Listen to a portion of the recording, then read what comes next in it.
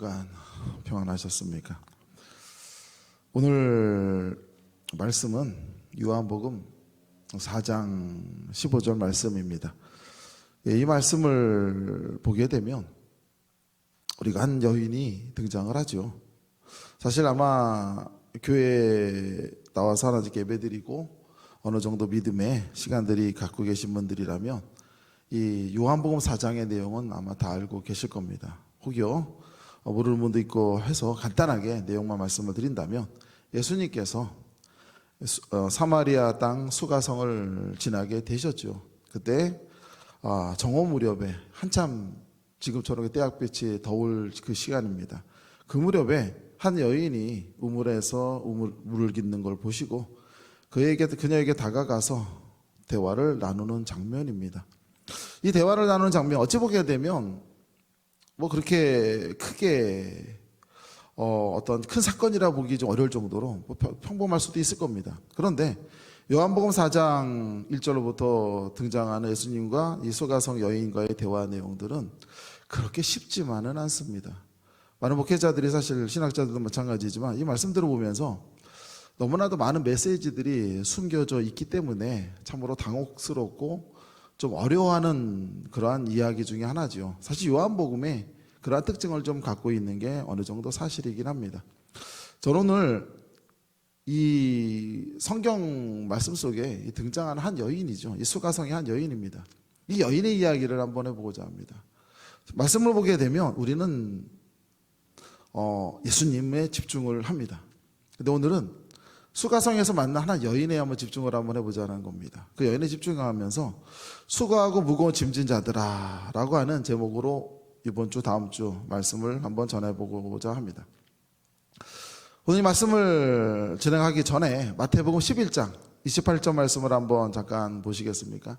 마태복음 11장 28절 말씀 보게 되면 우리가 너무나도 잘 아는 예수님의 명 말씀이 나옵니다. 이런 말씀이 나오죠. 수고하고 무거운 짐진 자들아 다 내게로 오라, 내가 너희를 쉬게 하리라. 모르는 분이 안 계실 거예요. 모르는 분이 안 계시는데 이 말씀의 의미가 과연 무엇일까요? 사실 오늘 이 말씀은 수가성 여인에게 주님께서 하신 말씀이다 라는 생각이 듭니다. 자, 이 말씀을 한번 보면 인생이 무엇입니까?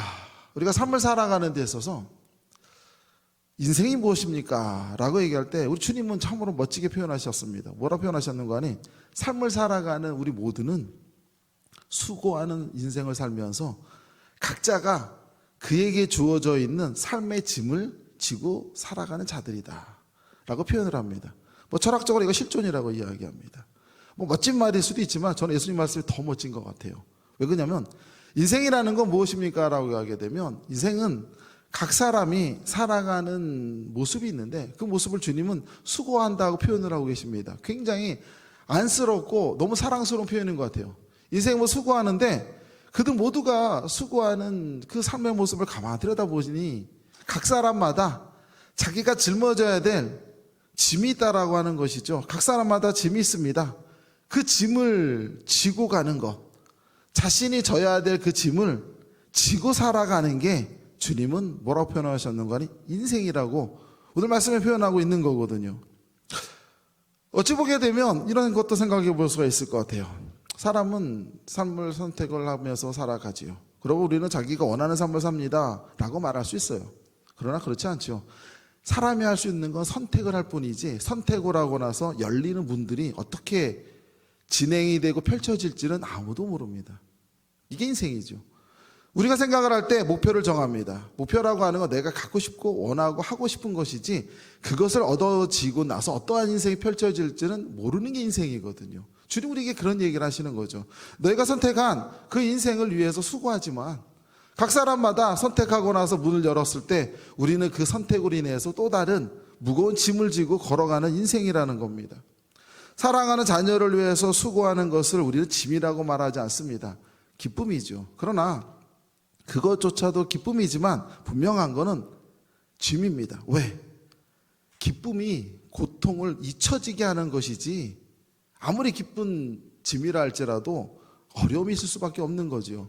그런 기쁨을 가지고 짐을 짓더라도 때로는 내 뜻대로 되지 않고 잘 해결해 주지 못하고 도와주지 못하고 더 좋은 걸 챙겨주지 못할 때 부모에게는 어떤 마음이 있겠습니까? 미안함이 있죠. 자신의 무능함으로 인해서 스스로가 돌이켜보면서 더 큰 무게의 짐을 만드는 게 인생이거든요. 주님께서는 이렇게 우리가 살아가는 인생들을 표현하셨습니다. 수고하고 무거운 짐진 자들아. 그것이 바로 인생이라는 거죠. 오늘의 주인공을 한번 보게 되면요, 이 여인도 그런 인생에 살고 있는 여인 같습니다. 우물가에 산 여인을 만납니다. 주님이 한 여인을 만났는데 그 여인을 딱 바라보니 자신이 짊어지고 가야 될 삶의 짐에 너무나 지쳐서 삶의 기쁨이 없습니다. 그녀를 가만 보니 이 짐을 감당할 자신조차 없어 보여요. 그녀를 봅니다. 얼마나 안타까울까요? 그녀의 삶이 느껴지는 거죠. 삶 그 자체가 느껴지는데 예수님의 마음이 저려옵니다. 그러면서 그녀와 대화가 시작이 되지요. 그러면서 그 여인이 예수님에게 자신이 원하는 소망을 이야기하고 있어요. 말씀을 보면 여인이 원하는 소망이 있습니다. 이제 여인의 입장에서 보자는 거죠. 말씀 볼까요? 요한복음 4장 15절 말씀 보시죠. 자, 여자가 예수님에게 이렇게 이야기합니다. 뭐라고 얘기하냐면, 주여, 그런 물을, 여기서 그런 물이 뭐냐면 예수님이 14절 이렇게 얘기하셨어요. 나는 마르지 않는 샘물이니라. 자, 그렇게 말씀하셨는데 이 여인이 그 얘기를 듣고 샘물, 마르지 않고, 이게 중요한 게 아닙니다. 그 여인에게서 중요한 건 바로 이런 얘기하죠. 주여, 그런 물을 내게 주셔서 목마르지 않고 또 여기 물길로 오지 않게 하옵소서. 그녀가 예수님에게 표현하고 있는 바로 소망입니다. 그녀는 어떤 사람이었는가 하니 삶의 갈증을 느끼는 거예요. 우리는 얘기할 때 갈증이라고 하지만 이 갈증이 너무너무 타오르면 뭐라고 얘기합니까? 타는 목마름이라고 표현하죠. 이 타는 목마름에 그녀의 인생이 살아가고 있습니다. 그래서 그녀는 바로 소망을 하는 게 뭐냐면 이 타는 목마름의 인생에서 조금이라도 벗어나고 싶어요. 벗어나야 살 수가 있거든요. 그녀는 살고 싶어요. 살아가고 싶은데 살아갈 수 있는 힘의 여력이 없어요. 근데 주님이 나는 영원히 마르지 않는 샘물이니라 이렇게 말씀을 하시는데 그 말의 의미를 모릅니다. 그저 중요한 건 뭡니까? 저도 그 물을 마셔서 제 인생이 더 이상 갈증에 허덕이지 않고 타는 목마름에 허덕이지 않고 내게 있어서 삶의 기쁨, 작은 삶의 소망을 가졌으면 좋겠습니다. 이게 바로 여인의 이야기거든요. 얼마나 간절합니까? 얼마나 절박합니까? 자, 이렇게 여인이 이야기하죠. 이제 예수님과 대화를 한번 이제 풀어가 보죠. 우리는 이 여인에 대해서 한번 알아야 될 것 같아요. 도대체 이 여인은 어떻길래 예수님과의 대화를 우리가 봤을 수 있을까? 말씀 볼까요? 요한복음 4장 18절 말씀을 한번 이런 말씀이 나옵니다. 주님의 말씀 한번 들어보시죠. 너에게 남편 5이 있었구나. 5이 있었대요. 근데 뭐라 얘기합니까? 지금 있는 자도 내 남편이 아니니 내 말이 참되도다. 무슨 얘기입니까? 여인이 삶의 기쁨이 없고 인생에 어떠한 낙을 없이 살아가고 있는 그 여인에게 주님께서 말씀하시는 건 한마디로 압축해서 표현하고 있습니다. 성경은 많은 것을 우리에게 보여주지 않습니다. 성경은요, 우리에게 말씀하고자 하는 핵심은 주님의 말씀을 통한 본질을 보여주는 것이지 작은 것을 붙들고 있지 않거든요. 근데 우리는 이걸 통해서 성경의 여백 읽기를 한번 해봐야 되지 않겠습니까? 여백 읽기라고 하는 것은 그 시대와 성경 말씀 내에서 이야기하는 걸 보면서 이 말씀의 의미를 한번 더 되새겨보자라는 것이죠. 도대체 그 여인이 무엇이기에 지금 6번째 남편과 살고 있다라는 것 아닙니까? 우리는 우리의 선입관을 가지고 보면 안 되지 않겠습니까? 당시 시대를 생각해 보게 되면 한학자가 연구하면서 이야기한 내용도 잠깐 요약을 한번 해보죠. 의료시설이 굉장히 형편없습니다. 그러다 보니까 남자가 병에 들어서 죽었을런지도 모릅니다. 그렇지 않겠습니까? 두 번째 생각할 수 있는 건 뭘까요? 당시는 굉장히 전쟁이 빈번했던 시대예요. 그러다 보니까 아마 남자다 보니 전쟁터에 나가서 싸우다가 죽을런지도 몰라요. 당시는 남자보다 여자가 더 많았던 세상이거든요. 왜? 남자 여러 가지 이유로 죽을 가능성이 많기 때문입니다. 그래서 학자가 연구해본 결과로는 당시의 여인들을 보니까 결혼도 못한 사람도 많지만 결혼을 하더라도 한 2-3번 정도 결혼한 사람도 생각보다 많더라라는 걸 발견하게 되었어요. 자, 이런 걸 보게 되다면 아마도 이 여인도 사연이 많은 사람인 것 같아요. 근데 그 여인은 어떻습니까? 다른 번이 2-3번 했는데 6번이나 했으니 얼마나 삶이 우여곡절이 심했겠습니까? 이제 우리는 한 번 더 생각해 보죠. 그녀의 인생은 어땠을까요? 그녀는 보통의 여인들은 우물가에 나오기 혼자 나오지 않습니다. 가까운 사람들끼리 서로 무리 지어서 와서 우물가에 가서 물을 깃고 그걸로 끝나지 않지요. 사랑방과 같이 모여서 서로 얘기도 하고 누구 이야기도 하고 아마 많은 이야기를 주고받았을 거예요. 근데 어쩌면 그 여인들이 대화 속에서 어쩌면 이 여인이 화제의 중심이었을런지도 모른다는 거죠. 왜? 그 여인은 뒷담화의 중심입니다. 6번이나 결혼하면서 그녀의 삶은 많은 여인들 입장에서는 재미난 이야기거리일 수도 있어요. 가십거리예요. 그렇게 그녀는 살아갈 수도 있다라는 거거든요. 그렇기 때문에 성경은 우리에게 보여주는 건 무엇입니까? 아무도 오지 않는 그 시간에 여인 홀로 우물터로 나왔다고 이야기하거든요. 이 말씀 속에는 이미 많은 걸 내포하고 있는 것이죠. 그렇게 여인이 이러한 자리로 나올 수밖에 없었던 사람이에요. 그녀의 인생은 굉장히 괴로울 수밖에 없겠죠. 어쩌면 그녀에게는 또 자녀들이 있을런지도 모릅니다. 그렇지 않을까요? 자식들이 있었는데 이 자녀들이 자신이 살아가는데 하나의 이유예요. 자신이 살아가는 이유고 존재 이유인데 근데 어떻습니까? 취미예요. 자신이 살아가는 인생이 너무나 괴로운데 자녀에게도 해주지 못하고 늘 욕먹고 야단맞고 사람 비판받는 모습만 보여주니 이 여인의 인생이 어떻겠습니까? 너무나도 그 갈증 속에 헤어나지 못하지 않겠습니까? 성도 여러분, 이런 상황 속에서 이 여인이 살고 있었던 거예요. 그래서 이 여인이 정말로 원했던 건 바로 뭐냐면 이겁니다. 내가 살아야 할 이유가 있고 내가 살아야 하는데 주여 저로 하여금 살아갈 수 있도록 힘을 주옵소서. 바로 이 얘기거든요. 이 이야기를 지금 주님과 함께 나누고 있는 겁니다. 우리는 이와 같은 상황 속에서 우리가 말씀을 보자라는 겁니다. 성도 여러분, 우리 이제 이 말씀 보면 생각을 한번 해봐야 돼요. 그럼 예수님께서 이 여인의 짐을 당장 벗어 던지게 하셨을까? 라고 하는 질문이죠. 말씀을 보면 이렇게 전개됩니다. 예수님과 대화를 나눴던 수가성 여인은 예수님과 말씀을 끝내고 마을을 향해서 달려갑니다. 막 달려가서 자신이 만났던 예수님의 이야기를 막 하고 다녀요. 사람들에게 떠듭니다. 내가 지금 예수님을 만났고 하나님 아들 자녀를 만났고 아들을 만났고 떠들고 다녀요. 그 말씀을 통해서 보게 되면 수가성 여인의 인생은 한순간 변했구나 라고 생각해서는 안 된다는 겁니다. 인생이라고 하는 건 변화가 시작이 될 수는 있어도 변화가 되어서 인생이 시작이 되어 가는 것이지 새로운 인생이 마침된 건 아니거든요. 우리가 하나님께 은혜를 받고 감사하는 마음으로 눈물로 기도하며 하나님과 함께함을 깨닫는 건 새로운 변화의 시작이지 그렇게 내가 변화된 건 아니에요. 변화됐다라고 하는 건 그러한 삶의 모습을 잃지 않고 가는 건 아니겠습니까? 오늘 예수님께 대화를 나눴던 여인의 인생은 이제 예수님 만남으로써 자신의 괴로운 시절을 던져버리고 새로운 세상을 만난 것이 아니라 그녀는 하나의 기쁨을 발견했고 새로운 삶의 방향을 알게 되었고 그렇게 해서 새로운 인생 시작이 되어진 거거든요. 오늘 말씀을 이렇게 전하고 있는 거거든요. 그렇다면 우리가 예수님께서 우리에게 말씀하시고자 하는 그 부분들, 정말로 우리가 하나님의 은혜 가운데 속에서 내 삶의 모습에서 진실되게 하나님께 나올 수 있는 방법이 무엇일까? 말씀이 전하고 있습니다. 예수님 말씀 한번 들어볼까요? 마태복음 16장 24절 보게 되면 이런 말씀이 나옵니다. 예수님께서 제자들에게 말씀하시는 거 이렇게 이야기하죠. 누구든지 나를 따라오거들은 자기를 부인하고 자기 십자가를 지고 나를 따를 것이니라. 성도 여러분, 예수님과 함께하는 삶이에요. 우리가 이야기할 때 주님과 함께하는 삶을 우리 모두가 다 소망한다고 말합니다. 그러면 주님께서는 그것을 뭐라 얘기하셨어요? 이렇게 얘기하셨어요.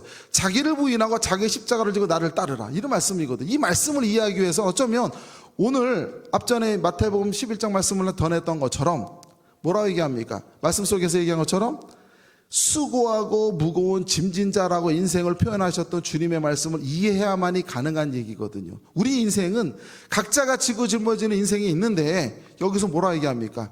먼저 나를 부인하래요. 지금까지 내가 살아왔던 삶의 방식들을 버리라는 것이죠. 여인이 살아왔던 방식을 버려야 되고요. 우리가 살아왔던 방식을 버려야 돼요. 제자들도 그렇게 했습니다. 중요한 건 인생은 선택이에요. 제자들은 예수님을 만나고 인생을 선택합니다. 이야, 내가 주님과 함께한 인생이 새로운 삶이 시작이 될 수 있겠구나라고 확신을 갖죠. 그래서 주님을 선택합니다. 이거는 제자들의 선택한 거예요. 그렇게 선택을 해서 그들이 가진 것은 무엇입니까? 나를 부인한 거예요. 나의 삶을 던진 거죠. 그렇게 시작을 했는데 그들에게 나오는 것은 무엇이 나옵니까? 새로운 삶을 선택하고 나서 그들 앞에 열리게 될 새로운 인생의 길이에요. 그 길은 무엇이 있습니까? 자신이 짊어져야 될 자기 십자가가 있는 거예요. 그들은 그걸 짊어지고 가야 되는 거예요. 주님을 따라. 근데 제자들은 어땠습니까? 선택을 했고 나를 버렸는데 완전히 버린 것이 아니라 내가 갖고 있는 자신만의 소망을 쥐고 있었던 거예요. 그러다 보니까 어떤 모습이 되지 않습니까? 그로 인해서 펼쳐져야 될 새로운 인생의 십자가를 질 생각이 없었던 거거든요. 그래서 그들은 주님을 따르지 못했던 것 아닙니까? 이제 예수님은 우리에게 이 말씀을 하실 거예요. 자기를 부인하고 자기 십자가를 지고 따르는 거, 주님의 이 뜻을 깨닫는 게 무엇인가라고 하는 겁니다. 제가 한 예화를 한번 들어볼까요? 이런 얘기입니다. 제가 굉장히 좋아하는 수필가 중에 한 사람입니다. 안셀럼 그린이라는 사람이 있는데 이 사람이 내면의 멜로디라고 하는 책을 썼습니다. 이 책을 보게 되면 자신이 경험하고 있는 다양한 이야기들을 쭉 기록을 하고 있는 내용입니다. 이분이 이 글을 썼을 때 그분이 한 사람을 인터뷰를 한 적이 있답니다. 이분이 지금 사람은 아니고 19세기 사람입니다. 20세기 초반 사람입니다. 이분이 라헬 파른하겐이라고 하는 낭만주의의 한 여성이죠. 이 여성 작가를 만난 적이 있었어요. 그래서 이분이 대화를 한번 나누게 되었는데 정말로 조심스럽게 글을 써나갑니다. 이렇게 이야기를 하죠. 이 라헬이라고 하는 사람은 어떤 사람이었는가? 유태인이었어요. 그래서 2차 세계전 때 자신의 가족들이 나치에 의해서 많은 사람들이 몰살당하고 홀로 살아남은 굉장히 불행한 가족사를 가진 사람이에요. 그래서 이 작가에게 이 사람이 쓰는 그 글 속에 너무너무 아름다운 글을 많이 쓰기 때문에 이 사람은 고민에 빠졌던 거예요. 그린이 생각을 합니다. 도대체 이 사람의 삶은 정말로 우여곡절과 괴로움과 아픔과 고난으로 점철되어 있는데 어떻게 이런 아름다운 글을 쓸 수가 있을까? 늘 그 생각을 하다가 이분과 만나서 인터뷰하게 됐을 때 그는 조심스럽게 한 가지 질문을 드리게 되었습니다. 이런 질문이었어요. 제가 선생님께 한 가지 정말로 마지막으로 드리고 싶은 게 있는데 선생님께서 인생을 살아가면서 주로 무엇을 하시거나 무엇을 준비하십니까? 라고 물어봤습니다. 굉장히 추상적인 질문이죠. 스스로도 그 질문을 던지면서 이분이 어떻게 말씀을 하실런지도 잘 몰랐던 이야기예요. 그러자 그분이 듣고 조용히 있더니 이렇게 이야기합니다. 저는 내 인생을 위해서 아무것도 하지 않습니다. 쳐다보았습니다. 그러더니 이렇게 얘기합니다. 저는 그저 내 삶이 비처럼 내리도록 그냥 둡니다. 전혀 무슨 말인지 하나도 모를 것 같아요. 당황해서 쳐다보는 그를 향해서 그녀는 이렇게 이야기했답니다. 저는 주님께서 내리는 이 삶의 비에 나를 그냥 올려놓을 뿐입니다. 이게 인생이에요. 성도 여러분, 무슨 얘기인지 아시겠습니까? 당황해서 웃고 있는 그 사람에게 이렇게 이야기한다. 이렇게 이야기를 합니다. 삶은요, 비처럼 내리는 것입니다. 비는요, 잡으려고 해도 잡을 수가 없어요. 내가 잡았다고 생각해서 손을 피면 내 손에 쥐어진 것은 아무것도 없답니다. 그저 인생은 내리는 비와 같아서 하나님의 선물이고 하나님의 은총이랍니다. 라고 표현했습니다. 대화를 나눴던 그리는 더 고민에 빠질 수밖에 없죠. 왜? 그녀는 이렇게 이야기해요. 삶 그 자체가 하나님이 우리에게 주신 선물이요 은총이라고 표현했거든요. 분명히 그린이 알고 있는 라헬의 인생은 불행한 역사입니다. 불행한 가족사고 불행한 인생을 산 사람이에요. 그런데 그녀는 뭐라 얘기했냐면 삶이라고 하는 거 어찌할 수 없는 겁니다. 하나님께서 내게 주시는 것이고 내게 쏟아부는 비와 같은 것이고 나는 그 비에 그저 내 몸을 맡기는 것뿐입니다. 이게 인생을 살아가는 방법이에요. 라고 그녀는 이야기한 거거든요. 라헬이 이야기하는 얘기를 한번 들어보죠. 인생이라고 하는 건 내리는 비와 같습니다. 비가 내리면요 옷이 젖죠.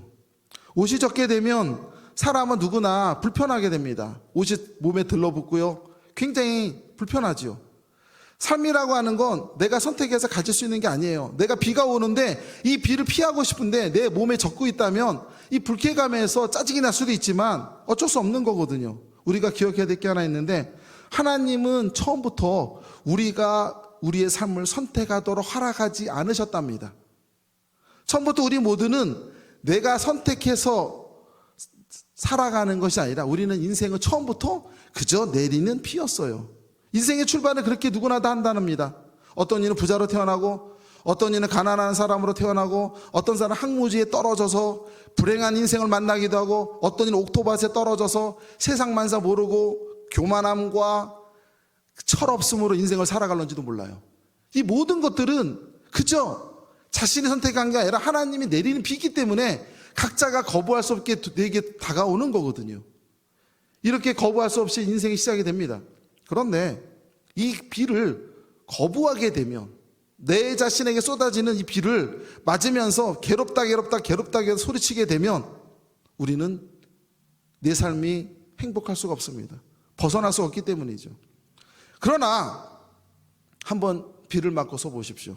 그 비를 맞게 되면, 비가 받아들이게 되면 시원함을 느끼게 되고, 때론 하나가 되면서 그 빛 속에서 보이는 새로운 세상이 우리 앞에 열리게 된답니다.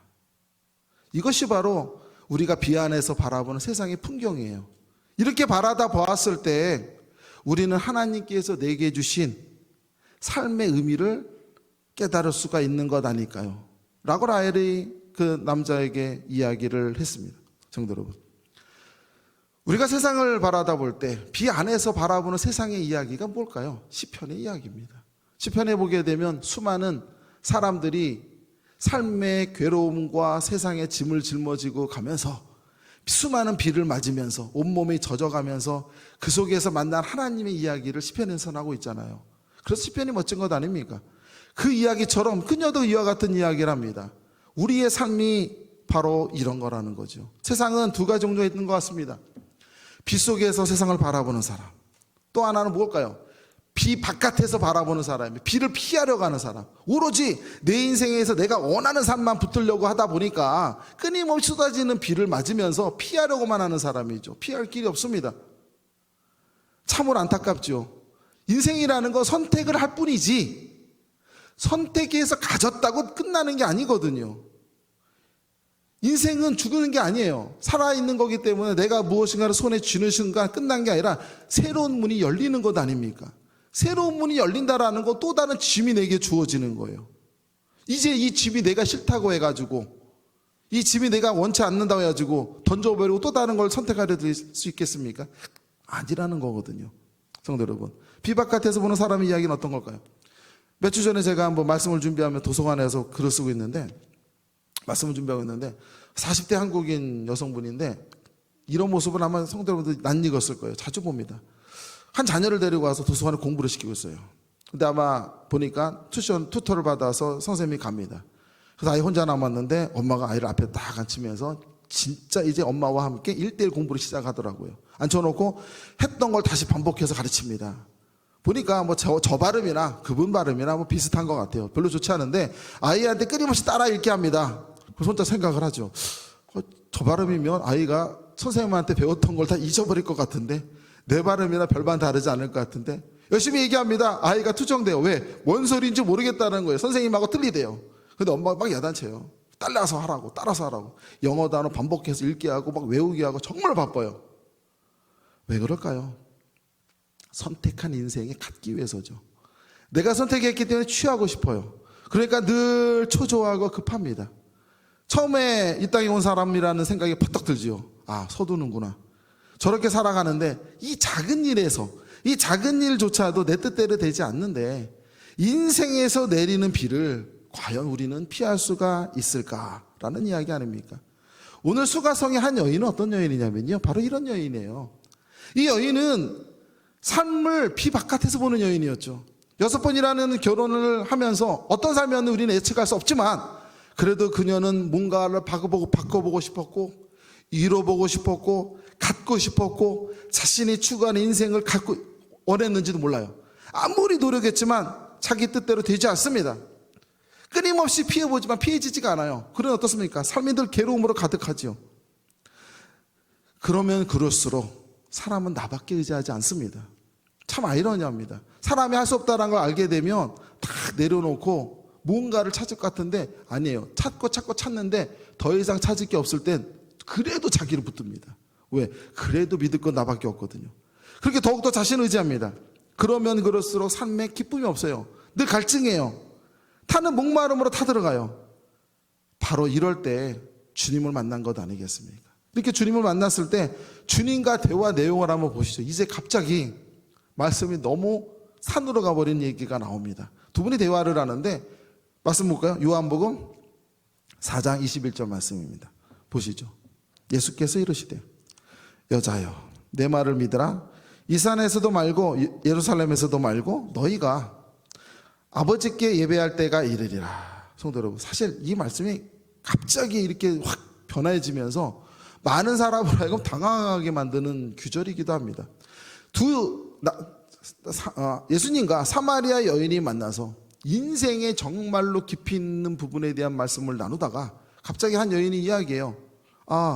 우리는 사마리아인들 그리심산에 가서 예배를 드리는데 듣자 하니 유대인들은 예루살렘에 가서 예배를 드리더라고요. 도대체 어떤 게 진짜 예배입니까? 라고 질문을 던진 거예요. 성도 여러분, 이 질문 속에 담겨있는 의미를 한번 보자라는 거예요. 단순히 여인이 지금 예수님께 물어보는 건 저는 예배를 진지하게 드리고 싶어 이 얘기는 아닐 거 아닙니까? 삶의 절박함을 갖고 주님 앞에 나왔어요. 그런데 이 여인이 정말 알고 싶은 게 무엇일까요? 사마리아인이 생각을 합니다. 하나님은 그리심산에 계시는 건지 하나님은 예루살렘 성전에 계신 건지 알 수가 없다라는 얘기예요. 더 정확하게 이야기하면 이 여인이 생각하는 하나님은 바로 뭐냐면요, 성소 안에 갇혀있는 하나님이었던 거예요. 하나님이 그녀와 함께 한다는 걸 몰랐던 거예요. 하나님은 분명하게 무엇입니까? 우리와 함께 하시고 나와 함께 하시고 내 안에 계신다라고 예수님은 말씀하셨거든요. 근데 여인이 알고 있는 하나님, 이스라엘 백성들이 알고 있는 하나님, 유대인들이 가르쳤던 그 하나님은 무엇이었냐면요, 성소 안에 계신 하나님이에요. 그래서 예루살렘 이스라엘 백성들 중에 유대인들은 예루살렘에서 예배를 드리면서 하나님은 여기 계시다 하고, 사마리아 사람들은 그리심산에 올라가서 예배 드리면서 하나님은 여기 계시다라고 이야기한 거거든요. 근데 예수님 뭐라 얘기하는 거예요? 둘 다 아니다라는 거예요. 무슨 소리냐? 바로 그 하나님이 지금 너와 함께 하는 것이고 바로 그 하나님이 지금 너 앞에 있지 않니? 그 하나님 항상 너와 함께 왔단다. 너 마음속에 너에게 항상 문을 두들겼던 그분이 바로 너의 하나님인데 어찌하여 너는 그 하나님을 이 성전 안에 가둬버리느냐? 주님과의 대화했던 거거든요. 주님이 그에게 이야기하는 거예요. 예루살렘에들 말고 너희가 아버지께 예배할 때가 이르게 될 것이다. 장소가 아니라는 그 다음 말씀 보시죠. 요한복음 4장 23절과 24절 말씀 보시게 되면 우리는 알게 될 겁니다. 아버지께 참되게 예배하는 자들은 영과 진리로 예배할 때가 오나니 곧 이때라. 아버지께서는 자기에 이렇게 예배하는 자들을 찾으시느니라. 그 다음 뭐라 얘기합니까? 하나님은 영이시니 예배하는 자가 영과 진리로 예배할지니라. 바로 이 말씀의 핵심은 바로 무엇이었냐면요, 지금 너가 생각하는 그 하나님, 너와 떨어져 있는 하나님이 아니라 너의 인생, 너의 삶을 살아가고 있는 자리, 괴로운 이 자리에 떠나 계신 하나님이 아니라 늘 너와 함께하고 너 안에서 거하기를 원하시는 바로 그 하나님이란다 라는 것을 지금 가르치고 주고 계시는 거예요. 이제 여인은 한 가지 사실 안 거예요. 바로 무엇입니까? 하나님 늘 자기와 함께 했던 거예요. 하나님은 늘 자기 안에 계셨던 거고 자기를 이끌어 주셨던 거예요. 그래서 오늘 주님을 만난 것 아니겠습니까? 이제 예수님은 그녀에게 가르치는 것이죠. 성도 여러분, 이제 예수님께서 이 여인과 대화 속에서 이야기하는 부분들이 무엇이겠습니까? 우리가 삶을 살아갈 때 여인에게 이야기하죠. 내게 쏟아붓는 비들, 괴로운 인생들, 이런 것들을 피한다고 피해지는 것이 아니라 하나님께서 내게 준 삶의 모습이라는 것 아닙니까? 근데 한 번 더 생각해 보면요, 참 아이러니한 게 있어요. 뭐냐면요, 이와 같은 삶의 짐들은 내가 선택한 거예요. 내가 선택했기에 그 문을 열었기 때문에 그 문을 열고 나가면서 내게 얻어진 취미거든요. 십자가예요. 예수님께서도 제자들에게 분명히 이야기한 것은 너를 부인하고 자기 십자가를 지라고 그랬거든요. 너를 부인하라고 하는 것은 지금까지 살아왔던 나의 방식, 내 모습을 버리라는 거예요. 버리고 주님을 만났으니까 주님과 함께 새로운 인생을 택하라는 거예요. 새로운 인생을 택하게 되면 이제 무엇이 주어집니까? 주님과 함께하는 삶을 통해서 문을 열게 되면 그로부터 만나지는 십자가, 짐이 있는 것 아니겠습니까? 우리도 마찬가지예요. 예수님을 믿고 주님을 믿으며 이 땅의 삶을 살아갑니다. 우리를 그리스도인이라고 하나님의 자녀라고 해요. 이건 삶의 선택이에요. 우리가 선택한 길이라고 한다면, 우리가 주님을 믿음으로써 이 땅의 삶을 살아간다면 우리는 주님의 자녀이므로 주님의 자녀로서 살아가기 위한 십자가가 있을 수밖에 없는 거예요. 그렇지 않겠습니까? 근데 제자들은 그걸 거부한 것 아니겠습니까? 주님께서 이 여인에게 이야기를 하죠. 마태복음 16장 24절에서 이야기한 것처럼 누구든지 나를 따라오려거든 나를 부인하고 나의 십자가를 지고 나를 따르라. 성도 여러분, 이 얘기 아닙니까? 오늘 말씀을 우리가 한번 생각해 볼 것은, 우리가 이 땅의 삶을 살아갈 때 하나님께서 내게 삶의 모습을 주는 것은 누구의 이야기처럼 태어나서도 우리는 인생을 선택하지 못하듯이 살아가는 인생조차도 우리가 선택한다고 하지만 선택 이후의 것은 내 것이 아니듯이 모든 것들이 내리는 비와 같지 않겠습니까? 이 비 속에서 우리 인생을 살아가면서 많은 삶을 겪고 깨닫고 나아갑니다. 그런데 어떠한 모습을 가지고 나가는 게 바람직한 모습일까? 우리 주님께서 우리에게 이야기하는 모습입니다. 자기를 부인하고 십자가를 지라고 하지 않습니까? 이 말씀을 다음 주에 구체적으로 전하기를 소망해 봅니다. 먼저 한 주간 생각해 보기를 원하는 것은, 도대체 주님을 따라가는 이야기, 내가 쏟아부는 삶의 빗줄기 속에서 우리는 어떠한 모습을 가지고 주님을 따라가야 되는가? 주님께서 우리에게 이야기한 것처럼 내 삶 가운데 속에서 수고하며 늘 짐진 자의 모습으로 살아가는 우리 인생 아니겠습니까? 그러한 인생인데 우리를 바라보시는 주님의 사랑 어린 그 말씀이 있는 것처럼 우리가 그 말씀을 들으면서 어떠한 모습으로 주님께 나가는 게 바람직한 모습인지를 우리 한 주간 우리 서로 같이 생각하시면서 우리 다음 주에 만났을 때 이 말씀을 이어서 전하면서 주님의 깊은 뜻을 깨달아갈 수 있는 우리 모든 한결교회 성도들 되시기를 주님의 이름으로 축원합니다.